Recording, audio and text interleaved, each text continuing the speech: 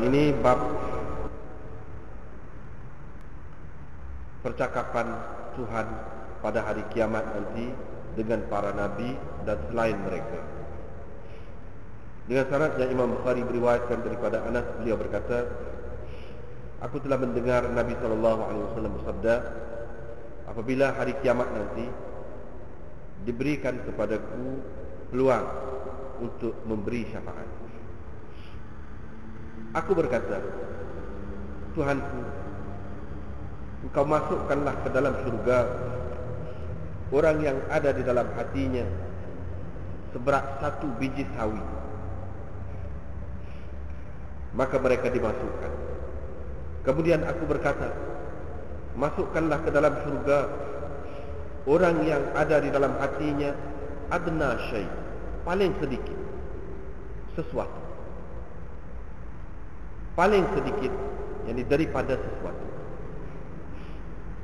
Faqala Anas berkata, semacam aku nampak lagi kepada jari jemari Rasulullah sallallahu alaihi wasallam. Dia kata, man kana fi qalbi adna shay, man kana fi qalbi adna shay. Ditunjuk.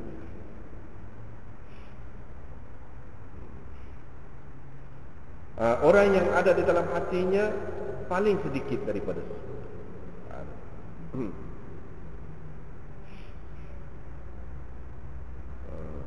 Dengan sanad yang Imam Bukhari meriwayatkan daripada Ma'bad bin Hilal, beliau berkata, kami beberapa orang daripada penduduk Basrah telah berkumpul. Kemudian kami pergi kepada Anas bin Malik dan kami bawakan bersama kami Sabit supaya dia bertanya Anas bagi pihak kami tentang hadis syafaat. Rupa-rupanya pada ketika itu Anas berada di qasrnya. Qasr asal maknanya mahligai ataupun istana, yakni rumah besarnya.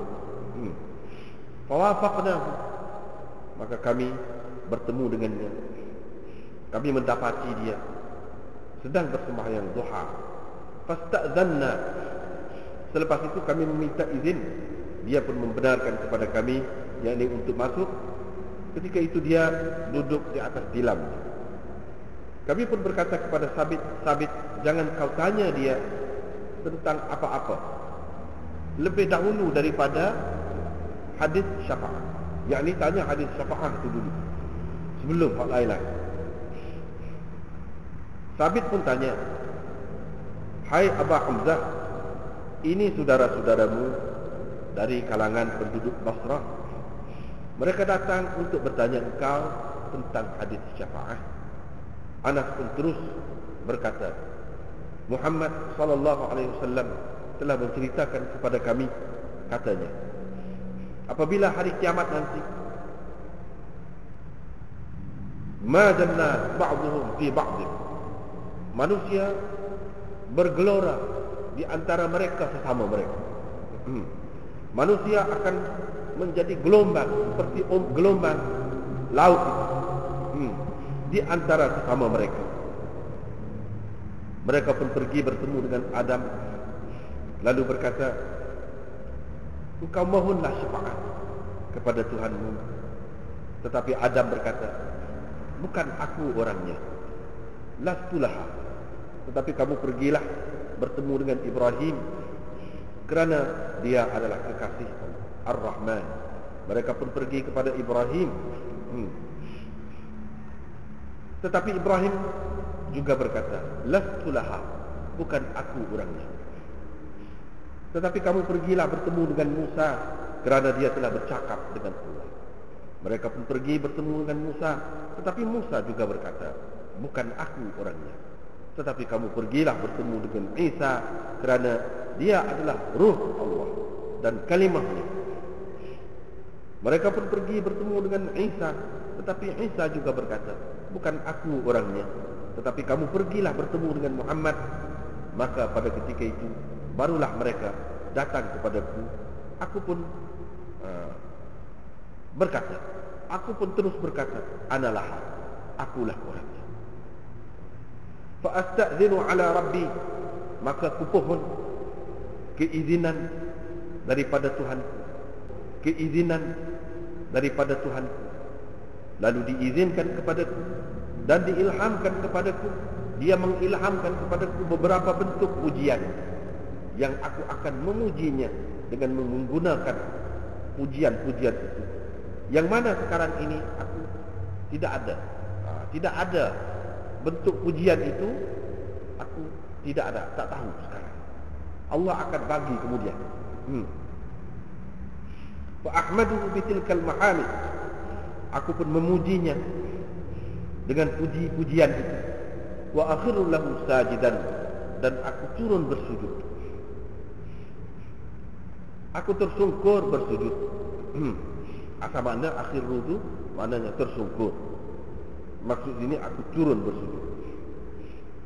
Kemudian dikatakan, hai Muhammad, angkatlah kepalamu dan ucapkanlah. Nescaya ucapanmu itu didengari, dan mintalah, nescaya permintaanmu itu diterima, akan diberikan. Dan mohonlah syafaat, nescaya permohonan engkau itu akan diberikan. Fa'aqulu, ketika itu aku berkata, oh Tuhanku, umatku, umatku. Maka dikatakan, intalik, pergilah, engkau keluarkan daripadanya, maksudnya daripada neraka itu, orang yang ada di dalam hatinya mithqal sya'irah, seberat sebiji syair, bali. Min iman. Orang yang ada iman di dalam hatinya seberat biji bali, satu biji bali. Fa'antaliku, aku pun pergi dan lakukan seperti yang diperintah itu. Kemudian aku kembali, lalu memujinya dengan puji-pujian itu. Kemudian aku turun bersujud kepadanya. Lalu dikatakan, hai Muhammad, angkatlah kepalamu dan katakanlah, nescaya kata-katamu itu didengari. Mintalah, nescaya permintaanmu itu diberi. Dan mohonlah syafaat, nescaya engkau akan diberikan peluang untuk memberi syafaat. Fa'aqulu, maka aku berkata, hai ya Tuhanku, ummati, ummati, umatku, umatku. Maka dikatakan, engkau pergilah, engkau keluarkan daripada neraka itu orang yang ada di dalam hatinya seberat zarrah, seberat zarrah, ataupun seberat khardalah, biji sawi ibarat. Fa'antaliq, aku pun pergi dan melakukan yakni apa yang diperintahkan itu.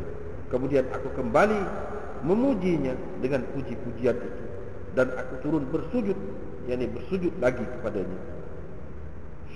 Lalu dikatakan, hai Muhammad, engkau angkatlah kepalamu, engkau katakanlah, nescaya kata-katamu itu didengari, dan engkau mintalah, nescaya permintaanmu diberi, dan engkau mohonlah syafaat, nescaya akan diberi peluang kepadamu untuk memberi syafaat. Fa'aqulu, maka aku berkata, hai oh Tuhanku, ummati, ummati. Maka Tuhan berkata, intaliq, kamu pergilah dan keluarkan daripada neraka itu orang yang ada di dalam hatinya adna, paling sedikit daripada berat satu biji sawi iman. Engkau keluarkannya daripada neraka.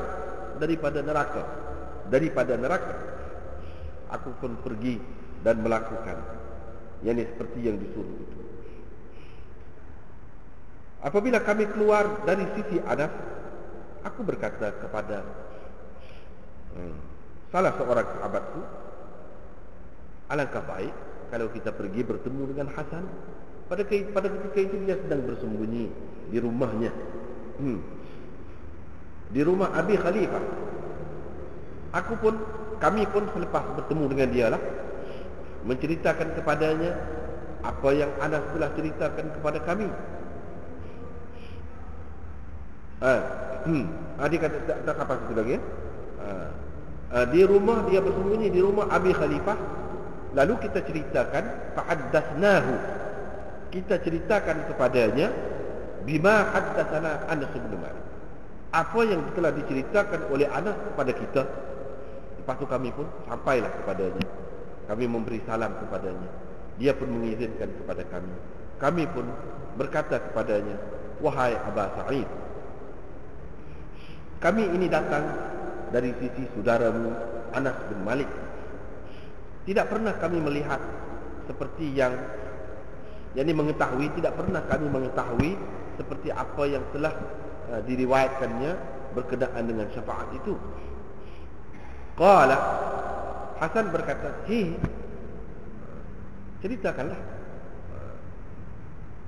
Ataupun apa kalau kita kata bahasa Kelantan, lah. Pun gitu juga mana dia. Mana ceritakanlah. Royaklah. Kalau dia royak tu, kami pun ceritalah kepada dia hadis. Apabila kami sampai kepada tempat tadi, dia pun kata, lagi. Yang ni ceritalah lagi. Itu mana? Lagi? Lah lagi. Kami pun kata, dia tidak menambahkan kepada kami lebih daripada ini. Yang ni sekat tu lah dia royak. Pada ketika itu Hasan berkata, sebenarnya dia telah menceritakan kepada saya ketika dia masih muda belia, 20 tahun yang lalu. Aku tidak pasti adakah dia terlupa atau dia tidak mahu. Kamu akan terkilu, kamu akan berharap kepada ceritanya, kamu akan bergantung kepada ceritanya. Kami pun kata, wahai Aba Sa'id, kamu ceritakanlah kepada kami. Maka Hasan pun suka, dia suka. Sambil berkata, khuliqal insanu ajula. Manusia itu diciptakan gopoh sifatnya, diciptakan dalam keadaan bersifat gopoh. Tengok, aku kata begitu tu, tanya selalu, royak selalu. Aku sebut begitu pun tidak kerana lain, melainkan kerana aku nak cerita dah ni kepada kamu. Dia telah menceritakan kepadaku seperti yang telah diceritakannya kepada kamu. Qala, kemudian dia kata pula, yani Anas ceritalah ni, yani Nabi kata, thumma a'udu rabi'ah, kemudian aku kembali buat kali keempat.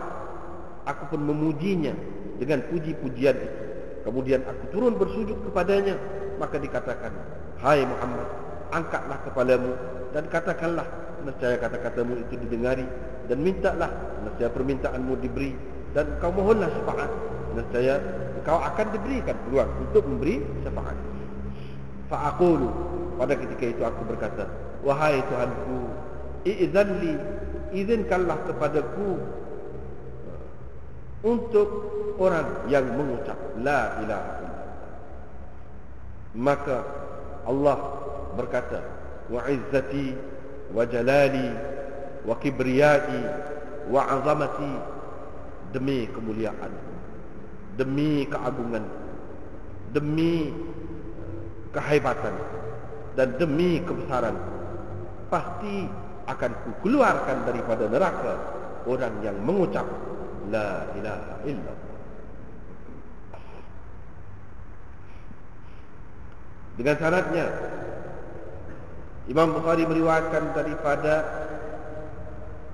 Abdullah, beliau berkata, Rasulullah sallallahu alaihi wasallam bersabda, sesungguhnya orang yang paling akhir daripada penghuni syurga akan masuk syurga, dan paling akhir daripada penghuni neraka yang akan keluar daripada neraka ialah orang yang keluar habwan, dengan mengesok.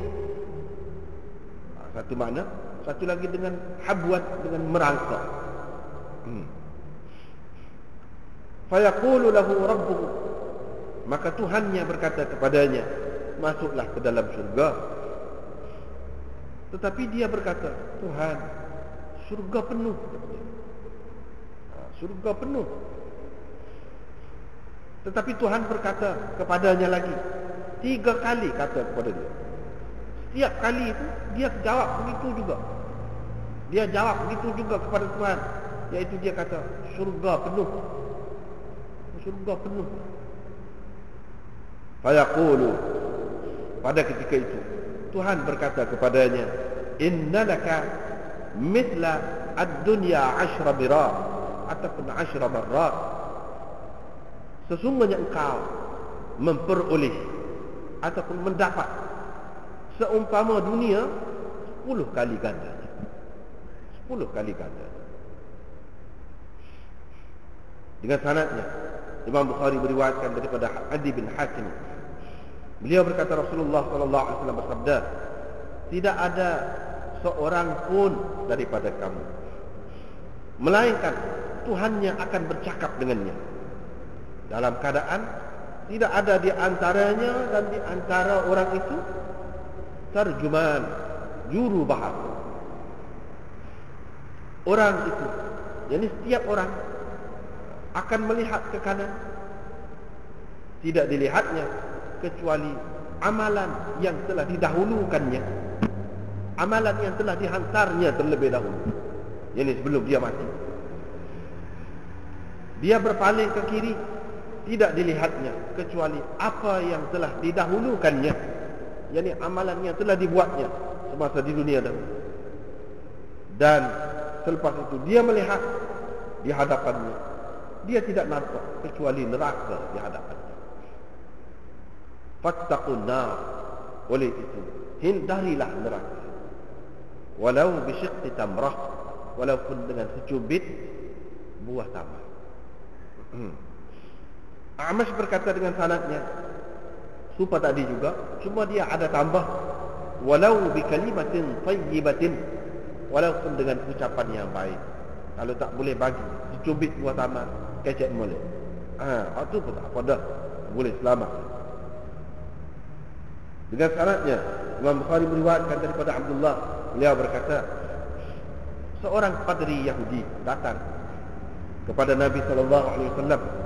Maka dia berkata, sesungguhnya apabila hari kiamat nanti Allah akan meletakkan langit-langit ini di atas 1 jari dan bumi di atas 1 jari, air dan tanah di atas 1 jari, dan sekalian makhluk di atas 1 jari. Thumma yahuzzuhunna, kemudian dia akan menggoyangkannya, menggoncangkannya, yakni jari-jari itu. Thumma yaqul, kemudian Allah akan berkata, akulah raja sebenarnya, akulah raja sebenarnya. Sesungguhnya aku telah melihat Nabi sallallahu alaihi wasallam suka ketawa hatta badatnya wajiduhu, sehingga kelihatan geraham gigi belakang, sehingga kelihatan gigi belakang, yang tenganga Nabi suka. Ta'ajjuban, kerana hairan, wa tasdiqan, dan kerana membenarkan kata-katanya itu. Kemudian Nabi sallallahu alaihi wasallam bersabda, Nabi sallallahu alaihi wasallam baca ayat ini, wa ma qadarullah haqqa qadri, mereka tidak mengenali Allah dengan sebenar-benar kenal, ataupun mereka tidak meletakkan Allah itu pada kedudukannya yang sebenar. Wal ardu jami'an qabdatuhu yaumal qiyam, bumi ini semua sekali di dalam genggamannya pada hari kiamat nanti, dan langit-langit akan dilipat dengan tangan kanannya.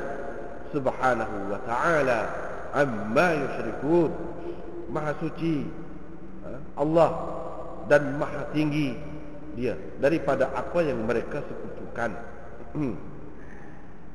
Dengan sanadnya Imam Bukhari meriwayatkan daripada Safwan bin Muhriz bahawa ada seorang lelaki bertanya Ibnu Umar, bagaimana engkau telah mendengar seorang cakap sorang-sorang, ataupun Allah berbisik pada hari kiamat nanti? Allah bisik itu lagu mana? Apa maksud bisik? Cakap sorang sama sorang. Qala, Nabi sallallahu alaihi wasallam bersabda, yadnu ahadukum min rabbih, seseorang daripada kamu akan menghampiri Tuhannya sehingga Tuhan meletakkan kanasnya, lindungannya ke atasnya ataupun naungannya ke atasnya. Lalu dia bertanya, "A'amilta kadza wa kadza?" Adakah engkau pernah melakukan begini-begini? Orang itu menjawab, "Ya." Allah bertanya lagi, "Adakah engkau telah melakukan begini-begini?" Orang itu menjawab, "Ya." Fayuqarriru. Pendek kata, Allah Subhanahu Wa Taala membuatkannya mengaku. Rekah ceritanya, Allah Subhanahu Wa Taala membuatkannya mengaku. Thumma yaqul, kemudian Allah berkata, "Inni satartu 'alaika fid dunya." Di dunia dahulu aku tutup kesalahanmu ini. Wa ana aghfiruha laka al-yawm, dan aku ampuni dosa-dosa itu untukmu pada hari ini. Kemudian Imam Bukhari sebut sana. Begitulah bab yang kita baca malam ni, masih lagi berkenaan dengan kalam Allah Subhanahu Wa Taala. Seperti kita sebut dah sebelum pada ni, Imam Bukhari kalau benda tu rumit, ada khilaf banyak, dia akan buat mari beberapa bab. Beberapa bab untuk membuktikan benda tu. Untuk membuktikan benda. Supaya juga dalam bab kalam ini dia buat. Dalam bab iman dulu pun ada juga. Kalau ada khilaf banyak dan benda tu penting, dia akan sebut banyak kali. Dia nak ayat hak dia faham lagu mana. Hak dia faham lagu mana. Dan hak dia tu ada dalil yang kukuh. Banyak dalil. Di antaranya Allah SWT bercakap. Bercakap ni, sifat bercakap Allah ni tidak dalam dunia ni saja. Sebelum dunia, sebelum pada ni sudah ada dah. Selepas daripada dunia ni habis kiamat pun Tuhan kecek dah. Ni dia nak cerita sini, Allah SWT bercakap dengan nabi-nabi pada hari kiamat. Dan selain nabi-nabi, bukan dengan nabi saja, dengan hak bukti tak nabi pun dia akan kecek juga. Jadi makna kalam Allah ni luas, bukan dalam bentuk kitab suci sahaja, tidak. Tapi kalam dia tu adalah sifatnya lah, sifat.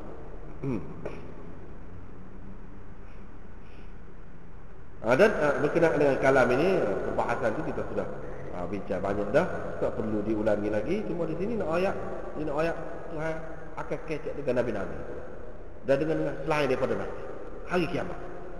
Hak ni tak ada lagi lah. Dia nak ayat situ. Sini ya, dia nak ayat hak tu.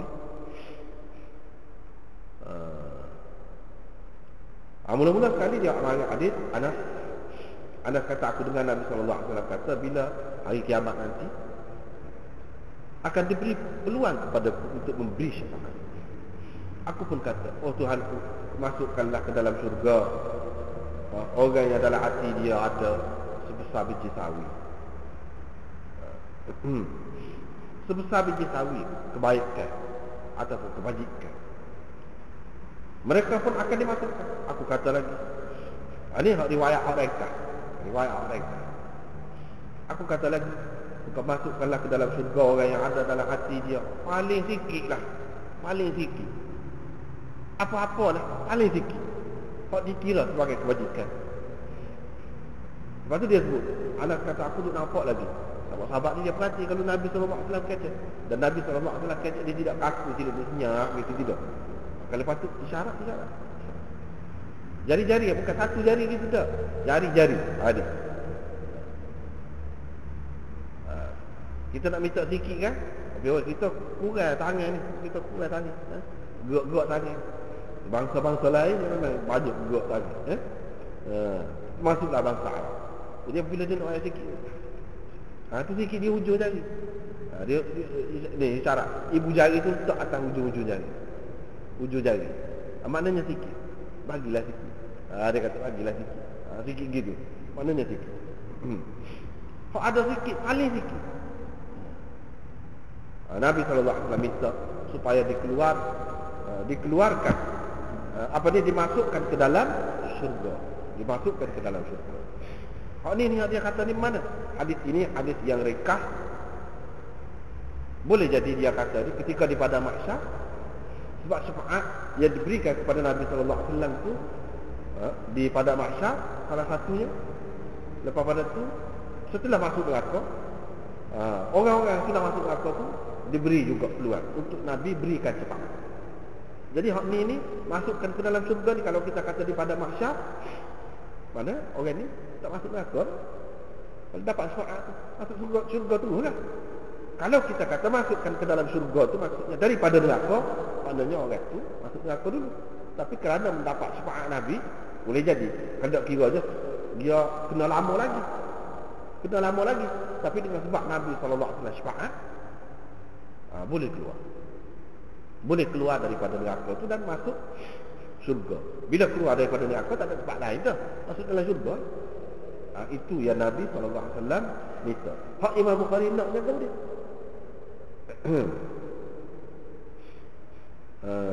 Aku kata, oh Tuhan, masukkanlah ke dalam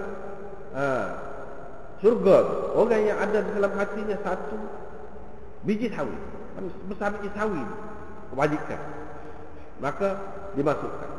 Begitulah seterusnya. Hadis ini yang rekah, hak panjangnya Allah SWT kata dalam riwayat kemudian, hak panjang Allah SWT kata, kamu masukkanlah. Itulah makna Tuhan kecek. Tuhan kecek dengan siapa? Nabi kita. Hak tu Imam Bukhari naknya. Kecek ni bila? Kiamat ke? Akhirat ke? Bukanlah ni. Itulah yang dikatakan Allah SWT itu sentiasa berkata-kata, bercakap. Sentiasa bercakap. Bercakap itu apa sebab? Sebabnya segala-galanya berlaku dengan perintah dia. Perintah dia tu yang dikatakan percakapan dia, perintah dia. Segala apa, walaupun kecil setara mana, kita kata kita kelip mata metak tak ni, kita kelip mata dengan kehendak dia, dengan perintah dia, dengan pengetahuan dia. Kalau dia tidak beri, tak boleh. Tak waktu pun tak boleh. Sikit pun tak boleh. Maknanya Allah SWT hakikatnya. Tetapi oleh kerana dia beri kuasa kepada kita kan, kita tak khabar kadang-kadang, tak serak. Tapi kalau kena, misalnya tiba-tiba tak faham, doktor pun tak faham, tak apa, tiba-tiba jadi buta, barulah tahu bukan duduk kita. Kalau tadi gagah puasa, tiba-tiba kena lembek tak boleh nak gerak, ujung jaya pun tak boleh gerak, barulah tahu kuasa tu mana segala gerak-geri itu dia. Segala gerak-geri itu dia. Selama ni kita rasa kita sama. Duk rasa kita sama. Pada hakikatnya dia juga. Walaupun bergerak dengan tidak sengaja kita. Adakah ketika tu kita gedik mata, bawah mata ni gedik ke mana-mana ke, bahagian kata kita, itu pun dengan perintah dia, dengan pengetahuan dia, dengan kehendak dia, dengan izin dia. Kalau tidak, tidak. Cara tu pun. Maknanya Allah SWT dia kata kun fayakun. Kun tu ada sama perintah dia, supaya gini, supaya gini, supaya gini, ada sama. Bukan kata Allah SWT ni bercakap ni seketika saja. Tidak. Dan bercakap ini adalah satu sifat sempurna. Kepada manusia, kepada binatang pun, kalau hak boleh kecek tu sempurna. Kalau hak tak boleh kecek tu kurang. Kalau kita kata Tuhan, tak dengar, mana Tuhan kurang. Satu kekurangan. Manusia faham gitu. Sebab di kalangan dia bukan tak boleh kecek ni kurang. Kau lebih, kau hebat saja. Mana kau lebih? Dari segi percakapan saja tu satu kelebihan. Dan hak ni kelebihan besar. Kelebihan besar. Kalau kita tengok pada kitab Allah, maka hak tu adalah kalam dia lah tu. Tahu mana hebat ni? Tahu mana hebat? Tengoklah kepada tafsir-tafsir yang tidak habis-habis. Tahu itulah hebat. Padahal kitab juga, kitab lain pun kitab juga. Adakah orang syarah pasal setara tu? Masalahnya tak sub ni. Kitab juga, bahasa Arab juga, lain pun. Bukan sebutir 2 juta kitab. Tak usah bahasa Arab lah. bahasa lain pun. Ada satu kitab ni orang kaji sampai gitu. Ada. Situ lemah dah. Orang kaji, orang buat huraya. Tak ada siapa dia upah, tak ada siapa. Ada? Tak ada. Adakah satu kitab dalam dunia ni orang hafal? Gomong kita buat. Ramai kalau tu. Bukan satu lagi. Ada? Tak ada. Lupa lah kitab. Belek-belek pun tu lah ya, ketah. Tapi dia kata itu kalam dia. Kenapa? Beza dia. Itu mukjizat. Orang tak boleh buat lagu. Kalau boleh buat, dia buat dah lah. Tak boleh buat, tak ada satu kitab. Orang hafal lagu. Tidak mengharapkan apa-apa, semata-mata mengharapkan pahala, mengharapkan akhirat. Tak ada nak dunia enggak. Tak ada kerajaan galak enggak. Di negeri kafir. Mengapa Quran? Kalau kitab lain orang panggil kitab suci, ada apa orang apa? Tak ada. Lapas dia. Tak kira makna dia. Lapas seperti kita. Ngaji baca Quran adalah semaya. Tak ada. Itu lemah. Kalau nak kira dari segi kajian, banyak lagi. Tak ada satu kitab dalam dunia ni lebih banyak kajian tentangnya lebih daripada Quran. Tak ada. Boleh kata tak? Quran. Oh yaklah kitab suci, kau kitab politik, kau kitab gapo, kau tak? Tak ada. Mana dia tu menjadi panduan. Dia tu menjadi rujukan. Dia tu menjadi sasaran untuk syarak, untuk bincang. Tempat untuk bincang tak ada. Situ lemah dah manusia. Itulah beza kalam Allah dengan kalam manusia. Kalau kita nak tengok ni, situ beza dia. Lepas tu banyak lagi lah kelebihan lain. Kita pun tak faham. Apa yang baca ayat Quran takut sangat syaitan tu buat apa? Baca ke lain je. Begitu juga kalau lawan ilmu ni nah, tak boleh lawan Quran. Apa begitu? Begitu je. Jadi benda ni benda yang pelik. Pelik. Dia ada khasiatnya sendiri. Yang mana ganjil lah. Tidak ada foto, tidak ada. Kalau kita nak dapat ilmu lain ni, orang panggil ilmu dunia ni macam-macam kan. Ada dengan bunuh orang, minyak mati bunuh kita kata. Jadi juga, tapi jadi pun jadi tak betul lah orang. Dalam keadaan tak boleh jadi. Kalau buat, kalau ni tak. Dalam keadaan molek, dalam keadaan bersih, dalam keadaan kamu jadi juga. Misalnya kalau bom, macam ayat jadi. Hak tu dengan cara foto, hak ni dengan cara bersih. Beza. Tapi jadi. Dan kalau lawan, tak boleh lawan. Dia akan benar Quran. Apa gitu. Padahal bahasa Arab kita kata, itulah kalam Allah. Alah betul lah. Beza dia. Kadang-kadang kita tidak nampak. Sebenarnya banyak sangat. Kesan-kesan dia. Tak baca pun. Letak kat rada saja. Tak lari dah saya, tak takut. Apa gitu. Kita manusia yang tak faham. Pasal tu saya tak boleh nampak kehebatan dia tu. Bisa dia tu. Barulah ada ujian iman kepada perkara lain. Tapi syaitan nampak. Dia tahu benda ni tak boleh. Kepada dia.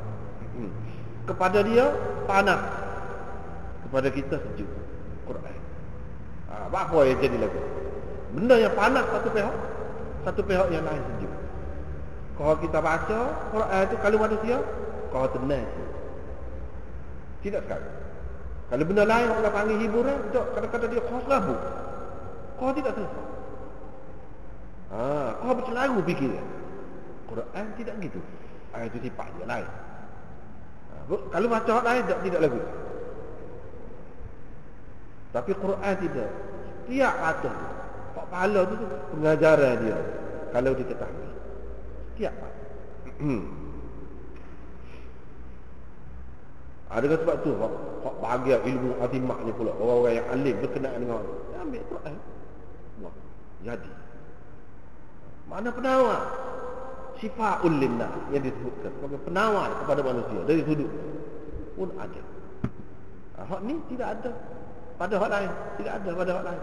Itu adalah kesan, kalam. Kesan, kalam. Dan hal ni dia nak cerita sini kalam Allah di akhirat nanti. Seterusnya hadis yang kedua, Ma'bad bin Hilal kata kami beberapa orang penduduk Basrah pergi nak jumpa dengan Anas bin Malik. Sebelum pada tu kami jumpa lah, kami bawa Sabit, anak murid dia yang masyhur lah, Sabit Al-Bunani. Dia ni anak murid Anas. Biasalah kalau kita kan, kalau kita nak pergi jumpa dengan satu orang tu, kita ajak kenal dengan dia tu, mudah sikit, lebih dia percaya kepada kita. Kalau dia tak tahu siapa ni kan, dia ni ni pun dia bawa Sabit untuk tanya biar dia lah kata bagi pihak kami nak tanyanya tentang hadis syafaat. Sebab kita ni memang mengharapkan syafaat lah. Kita ni memang mengharapkan syafaat. Syafaat itu sangat besar kepada kita di akhirat nanti. Itu dia. Syafaat ni kalau kita nak banding dalam dunia ni lah, tak mana besar tak besar. Sebab kita kata kalau dalam setengah-setengah kerajaan tu, termasuklah kerajaan kita, negeri kita ni pun, mana-mana kalau betul dia ada kuasa tertinggi. Orang ni kena lagu ni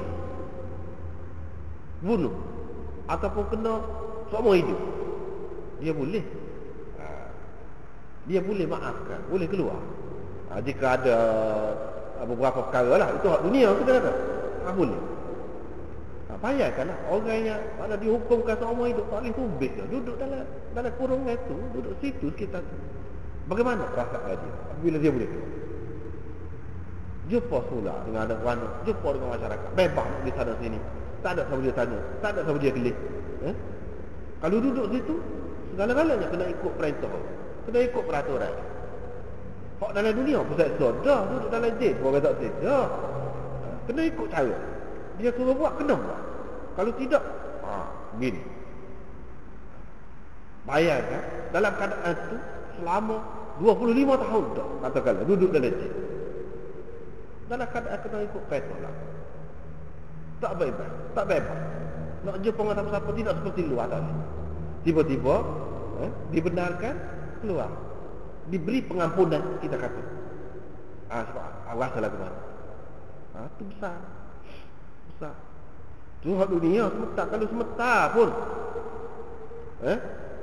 pun duduk tak sedap dah, duduk dalam lokap ke, duduk dalam jail ke, mari lawyer tu buat lega dah. Boleh waktu boleh bagi jaminan kau apa. Mana manusia tak stay duduk dalam kurungan, dalam tempat yang tidak bebas lagi. Neraka lah kalau kata. Kalau ada orang boleh buat keluar, tidak kuasa lega. Tak serah langsung dalam panas, kena orang celong pun tak ada. Kalau dalam dunia berasa tak sedap dah. Orang kacak kasar dengan kita, kalau orang tak ajar kacak lagi misalnya, hak tu pun sakit jiwa dah boleh kata. Kalau dunia, kalau tiba-tiba lawyer mari, dia boleh lepas. Bagi apa dia? Jaminan. Ikat jamin, kita kata. Sia-sia. Hak tu berasa lega dah. Sebab tidak akan menghadapi suasana tadi. Begitulah. Mana di akhirat esok. Sikit pun kalau masuk sebentar pun dalam neraka ni berat. Tak ada masuk neraka. Kalau saya esok di padang mahsyar tu pun berat dah. Kalau boleh syafaat lepas waktu pun selesai banyak dah. Itu perlu syafaat ini. Jadi syafaat ini diperlukan bukan oleh orang dosa-dosa besar tu saja ada. Hak berat-berat tu. Hak ada sikit-sikit pun nak berlaku. Perlu berlaku. Sebab itu syafaat ni besar sangat maknanya di akhirat nanti. Syafaat Nabi SAW. Dia bukan kepada orang yang besar-besar tu, berat-berat. Nisbah lah. Hak lain tu besar juga kita kata, tapi tidak sebesar tu. Semua dapat. Begitu. Lepas tu pergi cerita, kami pun kami dapati dia duduk dalam qasr. Qasr ni bukan bait. Mana istana. Asal makna dia mahligan. Kalau kita nak kurang, paling kurang rumah besar. Itu makna qasr. Ini menunjukkan sahabat ni duduk di rumah besar. Dan duduk rumah besar, rumah mewah boleh. asalkan tidak mengambil hak orang lain. Hak kita. Tak apa. Anas dulu rumah dia besar. Bahawa tidak besarnya. Bini dia berapa orang? Anak dia berapa orang? 100. Ramai anak. Wah tua pula dia. Ada anak cucu ramai. Mana sabarlah kalau besar pun. Mana sabarlah kalau besar. Jadi sesuai dengan keadaan. Tak apa. Jadi kos itu dalam kawasan tu rumah anak cucu dia lah kawasan tu. Bukan makna rumah dia tu saja tu besar. Lain-lain tu duduk kawasan. Itu makna kos dia di sini. Kami dapati dia duduk semayang duha. Kami pun minta izin, dia pun izin. Lepas tu dia pun duduk atas lembek. Mana tak apa. Duduk atas lembek. Terutama orang tua. Orang lain mari tidak duduk gitu. Dia lebih daripada orang lain. Tak apa. Sebab ada keperluan. Tidak kata beza dengan orang lain. Tak boleh beza. Tidak. Itu yang dapat kita ambil daripada hadis-hadis ni. Sebab sahabat itu panduan kita. Apa yang dia buat, kalau tak boleh dia tak akan buat. Kalau tak boleh dia tak akan buat. Dia duduk atas lembek. Kami pun kata kepada Sabit, jangan tanya dia gapo-gapo selain daripada sepakat hak ni biar mula-mula. Kalau nak tanya hak lain pun hak ni mula-mula. Kalau tak ada tanya hak lain pun hak ni lah. Mana begitu. Hak ni hak kita nak tahu. Jadi Sabit pun kata, anak murid dia kata, hai Abah Hamzah. Itu kunyah dia, kunyah. Ni saudara-saudara kita ni penduduk Basrah mari nak tanya hadis sepakat. Oh dia pun selalu haddatsana Muhammad sallallahu alaihi wasallam selalu. Kata tak ada kita ni wa bihi qala haddatsana wa haddatsana panjang kan? Dia haddatsana Muhammad sallallahu alaihi wasallam selalu. Dan moga ada murid Nabi tu. Tak ada banyak lah sana. Selalu. Tapi sudah ada dah haddatsana tu. Maknanya ulama hadis kata haddatsana ni ada asal dia. Sahabat dulu kata lagu tu dah. Bukan mana-mana ulama hadis mereka perkataan itu tidak. Hanas pun ada. Haddatsana Muhammad sallallahu alaihi wasallam. Dia kata apa? Pada hari kiamat nanti orang ni bergelombang di antara sesama mereka. Macam ombak. Dahsyat. Macam ombak. Ombak tu air. Ni orang tu bergelombang. Macam ombak laut. Tak tahu lah ke mana. Orang ni kan kalau kita tengok daripada jauh kau orang yang berlari kau, kita nak macam ombak kalau ramah sangat. Hak ni dah bertindih-tindih ni tak macam ombak lah ke mana. Lari ketakutan tu. Itu. Ya dia sebut sini. Akhir sekali dah teruk dah tu. Terseksa dah. Susah benar dah.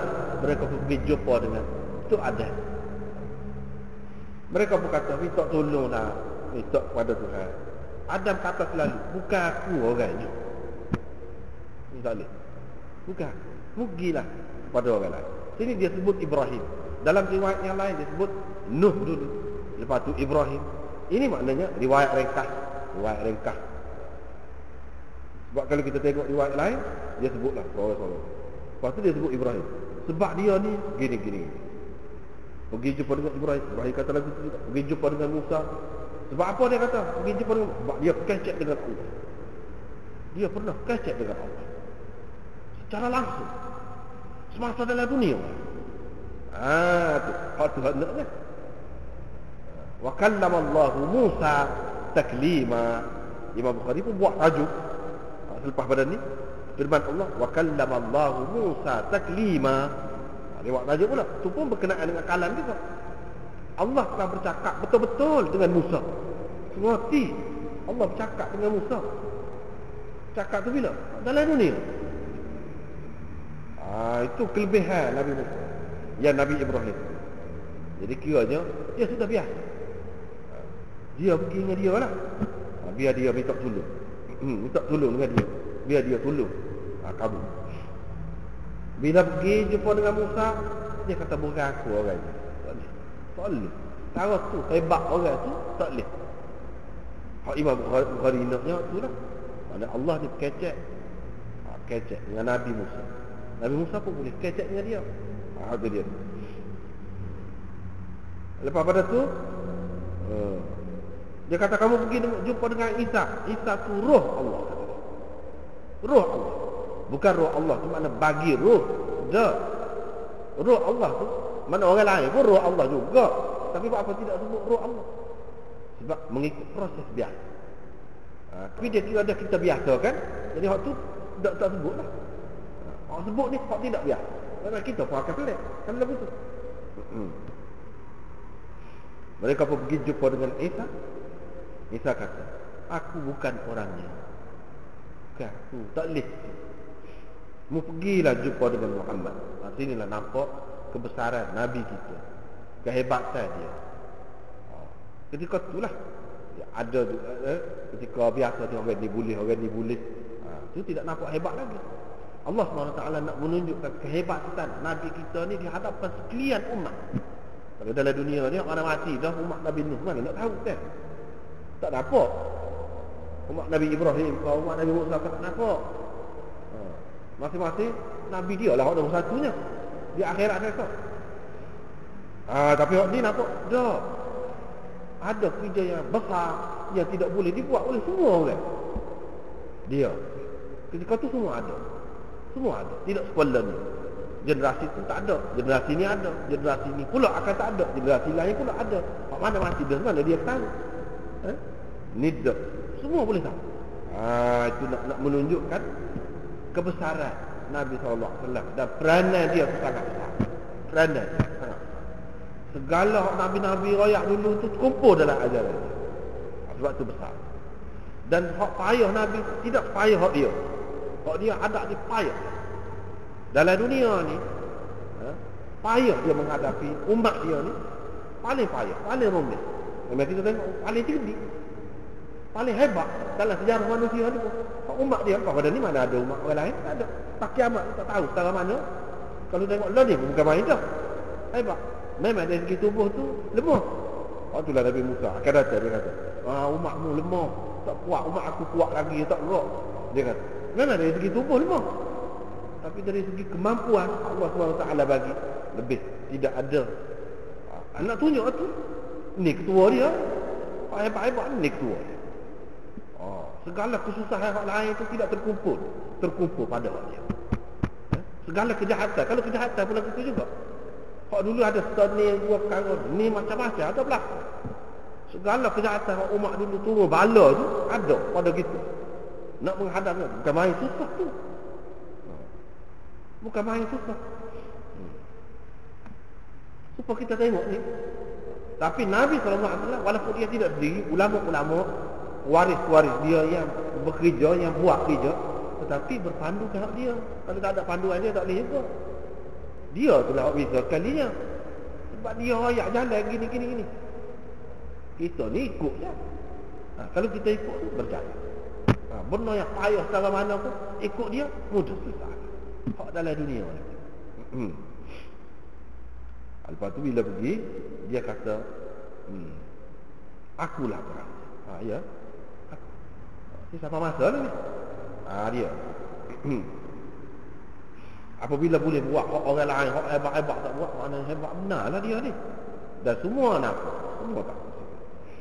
Dia pun kata aku minta izin dengan Tuhan. Tuhan pun izinkan dan diilhamkan kepadaku beberapa bentuk ujian yang mana aku tak tahu lagi. Lah ni tak ada. Hak tu Tuhan akan beri khusus akan datang. Dia ada kunci dia tu. Kita kata kunci dia tu. Kalau lah ni password. Tak ada lain. Tak ada hak tu tak boleh. Dia beri. Tak tahu. Dia sendiri pun tak tahu. Bukanlah ni akan datang. Bila puji hak tu, Tuhan pun kata. Dan aku turun bersujud. Dalam setengah riwayat yang lain dia sebut aku sujud dulu, lepas tu baru puji. Bukan puji dulu. Tak apalah. Mana kita kata ada juga puji dulu, ada juga puji selepas sujud. Tak apalah. Sujud. Lepas tu dikatakan angkatlah kepada Muhammad, katakanlah dia didengari dan begitulah seterusnya. Aku pun kata ummati, umatku. Di sini ulama-ulama kata sebab apa dah semua orang ni minta syafaat, Apa dia kata umat aku? Semua orang minta tolong.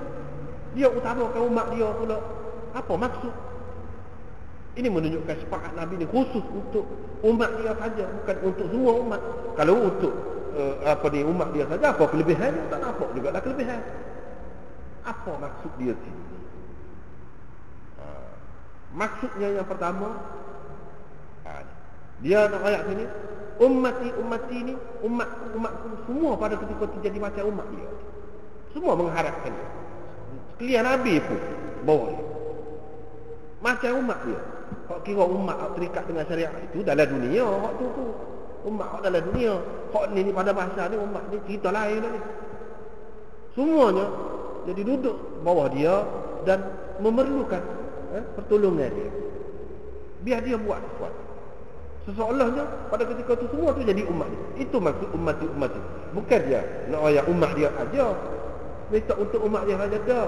Untuk semua. Tetapi semua tu disebut sebagai umat dia. Pada Nabi tak ada pilih kasih, tak ada sebut Tuhan ni tak ada. Serupa je bagi dia pada ketika. Tengok baiknya kita kata. Baiknya. Kalau kita dalam negeri ni kita kata kelebihan kepada rakyat kita. Itu pun baik dah kita kata. Kalau pun kelebihan kepada semua kan, dapatlah kelebihan. Tak baik. Luahlah. Meluahkan kata begitu. Nampaklah kemurahan dia, kehebatan dia, keluasan syafaat dia, kemampuan syafaat dia, baru kita nampak. Itu satu pendapat. Satu lagi pendapat ummati itu maksudnya Nabi SAW sudah tahu.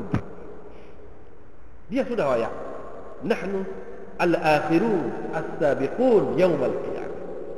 Kita ni dia kata hak akhir dalam dunia ni, umat yang terakhir.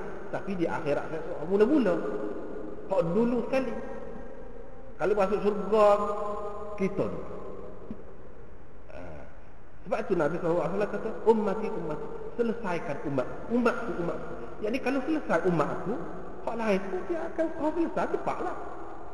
Tapi umat aku, makna hak mula-mula yang perlu diselesaikan.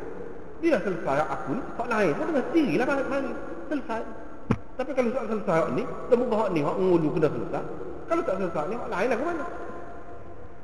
Jadi walaupun dia kata umat aku, dia suruh selesai khusus untuk umat dia, tetapi secara tidak langsung berarti dia minta dipercepatkan juga perkiraan untuk orang lain. Gitu. Fayuqal, maka dikatakan, pergilah kamu keluarkan daripadanya orang yang ada dalam hati dia seberat ni. Maknanya kebajikan ni kalau ada sikit pun dia akan berguna kepada kita di akhirat esok. Kalau banyak, lagilah. Kalau banyak. Hak naknya kita ni tak perlu dah kepada sepakat Nabi. Tinggi benar lah kalau betul. Tak perlu dah. Tak termasuk kita ni dalam orang yang perlu disepakat oleh Nabi. Bahkan kita ni boleh beri sepakat pula pada orang lain. Hak tu hak nak benar lah. Sebab apa boleh beri sepakat esok ni bukan Nabi saja. Orang lain pun boleh. Orang hak tidak Nabi. Hak tidak Nabi pun boleh. Tuhan akan beri. Hak naknya gitu. Sebagaimana kita dalam dunia ni bukan boleh bawa diri kita saja. Bukan boleh tolong anak-anak kita saja. Boleh tolong beri kebaikan kepada semua. Hak tu hak baik dalam dunia. Kalau kau luar, kau baik. Kau lebih dia. Saya esok pun gitu. Dan modal dia apa dia? Kebaikan, kebajikan. Kalau dalam dunia ni dia banyak perkara. Mungkin kerana harta, mungkin kerana pangkat dia boleh buat luas. Dia boleh buat banyak. Kerana pangkat dia, mungkin kerana macam-macam lah. Hebat dia dari segi ilmu dia, mungkin hebat dia dari segi kecek dia. Orang pun terpengaruh dengan dia. Misalnya macam-macam dalam dunia. Saya esok tak ada dah. Tak ada dah. Amal. Hak tu je. Hak jadi menjadikan lebih seseorang. Bukan harta, bukan keturunan, bukan pangkat, bukan ilmu, bukan enggak. Ilmu pun berkait dengan amalan. Hak tu. Lepas pada tu 2-3 kali dia lagu tu lah. Mana saya nak akhir sekali minta paling sikit lah. Ada gapo pun, apa pun yang dipanggil kebajikan tu, iman itu keluar. Dia buat keluar. Lepas pada tu kata perawi ni, Kami pun keluarlah daripada rumah anak. Lepas tu kita pun kecek-kecek. Kamu lihat benar kalau kita pergi jumpa dengan Hasan. Hasan itu maksudnya Hasan Basri. Hasan Basri. Hasan Basri ini imam ahli sunnah di zamannya. Tapi pada ketika itu dia sedang bersembunyi di rumah Abi Khalifah. Dia sedang bersembunyi di rumah Abi Khalifah. Bersembunyi itu apa? Nusuk gitu. Macam-macam lah pendapat ulama. Dia kata orang nak ikat dia pada masa itu. Siapa? Hajjaj nak ikat. Apa nak ikat dia? Tu yang jadi modal kepada orangnya. Jadi kata Hajjaj ni jahat. Padahal tak ada sebut sini dengan jelas. Tak ada sebut. Kalau kita katalah Hajjaj, begitulah akan jadinya apabila timbul zaman fitnah kan. Kadang-kadang orang tidak bersalah pun dikaitkan dia. Apabila dikaitkan, boleh jadi. Kurang-kurangnya kadang anak tanya, apa? Ni orang kata, fitnah pun boleh jadi belakang. Menyebabkan seseorang tu kena lari, kena nusuk, kena bersembunyi. Macam-macam. Boleh berlaku. Tidak semesti dia melakukan sesuatu kesalahan. Apa dia secara nyata? Secara nyata tidak mesti begitu. Boleh jadi dikaitkan dengan dia suatu perkara yang bercanggah dengan pihak pemerintah. Boleh jadi dia bersembunyi. Tapi bersembunyi pun tidaklah kata bersembunyi itu benar ni. Kalau sembunyi nusuk macam mana orang biasa dia boleh jumpa. Boleh jadi bersembunyi ni dia ada ketika dia tak boleh jumpa dengan orang umum ni, tak boleh keluar kau. Ada sebab-sebab ini dia tidak sebut dia bersembunyi ni dengan sebab orang nak igak dia kau nak gapo. Kalau nak igak mudah ni muka orang tahu ni. Boleh jadi bersembunyi ni ada sesuatu kerja yang dia nak buat, dia tak boleh jumpa dengan orang. Ataupun lebih baik pada masa tu dia tidak masuk dalam masyarakat. Boleh jadi. Kita tak tahu. Tak perlu kita kata ni mesti Hajjaj ni. Tak perlu kita kata gitu. Lebih baik kita kata kerana sesuatu keperluan. Dia bersembunyi ataupun berada di situ, berada di rumah tu kerana sesuatu sebab. Kalau bersembunyi dengan arti nak lari daripada kerajaan ni, dia lebih daripada orang biasa. Tempat nusuk sulit lagi dia boleh. Ni orang tahu gini mau boleh pergi jumpa ni tak mana. Ini menunjukkan dia tidaklah lari dengan arti dia diburu oleh kerajaan. Tak sampai situ. Tak sampai situ. Lepas tu kalau kita jumpa dengan dia, kita rayak ke dia lah. Anak rayak. Habis pun pergi beri salam kepada dia gini-gini. Kami pun rayak. Kita tak aja tahu lagi. Lagu tu dia rayak berhubung dengan syafaat. Rayak lah. Lepas tu rayak. Kami pun rayak. Bila sampai sini dia kata, lepas tu dia kata, lepas tu kamu lagi. Kami pun kata tak ada dah sekat tu lah. Dia kata gini. Sebenarnya dia rayak saya ketika dia jami'. Jami' ni terkumpul mana segala tenaga, segala kemampuan, segala kelebihan pada dia ketika dia masih muda dulu, 20 tahun dulu. Hasan Basri kata dia rayak maknanya Hasan Basri ni ingat molek. Kok dia rayak 20 tahun dulu? Dia kata aku ingat. Kata. Tapi aku tak pastilah apa yang dia tak rayak habis tu. Dia terlupa ke? Boleh jadilah dia tua kan. Yang anak tu kan umur 100 tahun kan. Lebih. Ataupun dia tak say, dia takut kamu bergantung sangat dengan benda ni. Maka tak buat apa. Dah ada la ilaha illallah, tak apa lah masuk syurga pun mana-mana. Ada juga orang ni tidak takut kan.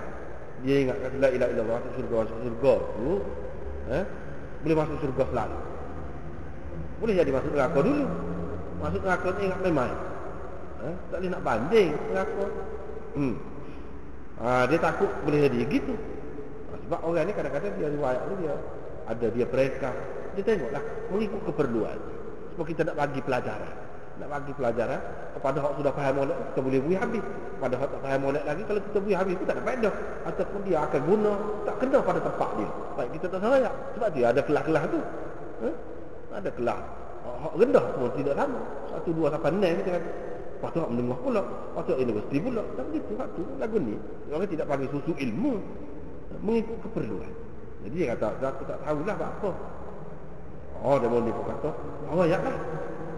Agak dia rayak tempat lagi tu. Pasal bahasa ni pun suka. Dia kata, betul dia. Kalau ni lah ya Tuhan kata manusia ni diciptakan bersifat gopoh. Nak cepat semua. Orang wayak lagu tu wayak lalu. Ya aku wayak. Aku nak wayak nanti. Ya aku wayak tu nak wayak nanti. Kalau tidak aku buat dia juga. Dia kata supaya wayak sudah kan. Semuanya dia ada. Kali yang kepak. Lagu tu juga aku puji-puji Tuhan. Lepas tu aku sujud. Lepas tu dikatakan hai Muhammad angkatlah kepadamu dan katalah kepada diri juga. Aku berkata, oh Tuhanku, izinkanlah aku untuk orang yang mengucap la ilaha illallah.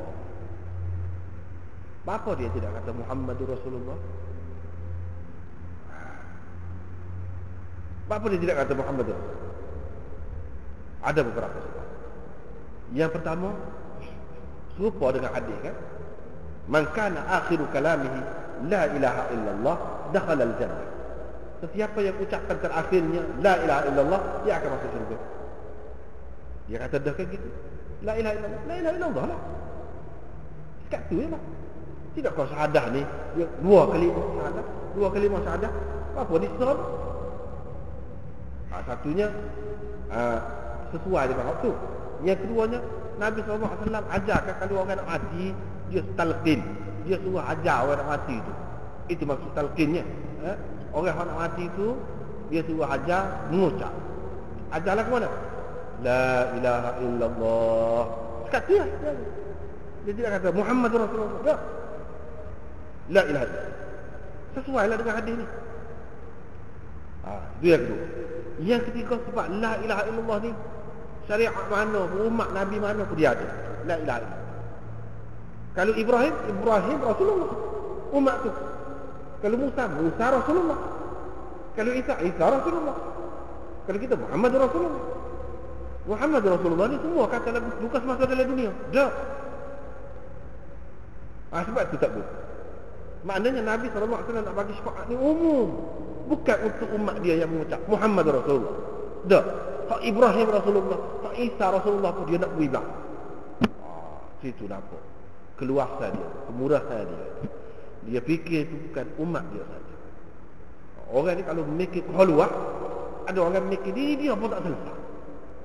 Diri dia pun masalah. Orang kena selesaikan. Ada orang diri dia saja, boleh selesai. Ada orang bukan diri dia, anak-anaknya. Ada orang bukan anak-anak dia, keluarga dia. Ada orang bukan keluarga dia, masyarakat sekeliling dia. Ada orang bukan masyarakat sekeliling dia, negara dia. Ada orang bukan negara dia, seluruh dunia perlu. Maknanya kau tinggi, kau besarlah peranan dia, kerja dia. Begitulah Nabi SAW. Dia fikir semua umat, bukan umat dia saja. Dan la ilaha illallah itu terang. Yang keempat, apa tidak kata Muhammad Rasulullah, tidak sebut sini. Nak ayat tauhid sebenarnya. Duduk mana? Duduk pada la ilaha illallah. Lama kan sebut tak tinggal hak tu lama kan Nabi ni sarah dengan Allah pula. Tak boleh dah. Dekat nak mati Allah segala-gala. Yang boleh tolong. Orang lain tak boleh. Akhirat kata Allah saja. Nabi pun boleh dengan izin. Nampak benar. Hak penting sekali akidah tauhid.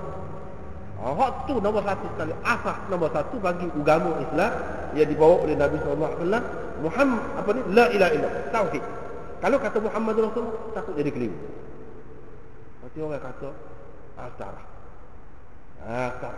Hanya dalam dunia ni untuk kalimah syahadah, dua kalimah syahadah memang perlu sebab dia kena ikut panduan Nabi. Panduan itu memang ada. Kena ikut itu. Tak pada tauhid saja. Tauhid saja kalau Nabi, orang agama lain pun dia ikut juga. Tapi dia tak percaya pada Nabi kita. Tak boleh. Sebab untuk selamat dalam dunia ni kena ikut Muhammadur Rasulullah. Kena percaya hak tu dia. Baru selamat. Kalau tidak, itu beza. Sebab apa dia sini? La ilaha illallah. Lepas tu Tuhan berkata, demi kemuliaan, keagungan, kehebatan dan kebesaranku, pasti aku akan keluarkan daripada neraka itu orang yang mengucap la ilaha illallah. Kok mana-mana pasti keluar. Cumanya lambat sangat tu bergantung kepada keadaan anak, sebab tu tak boleh main. La ilaha illallah ni menjamin untuk keluar daripada neraka saja, bukan makna tak masuk neraka. Boleh jadi masuk neraka, tahulah lama mana. Sebab tu ada dia ni orang kemudian masuk syurga ni, keluar akhir sekali daripada neraka. Sebab tu ada tu. Ada la ilaha illallah, tapi kena masuk neraka dulu. Makna ni jaminan kepada orang yang ada tauhid masuk syurga. Yang ni sesuai dengan agama masing-masing. Sebab apa dia tidak sebut Muhammad Rasulullah? Sebab dia tak mesti Muhammad Rasulullah. Kalau umat Nabi Ibrahim, sesuai dengan Nabi Ibrahim. Tapi la ilaha illallah mesti ada. La ilaha illallah mesti ada. Nampaknya kita kena berdekat dulu. Allah.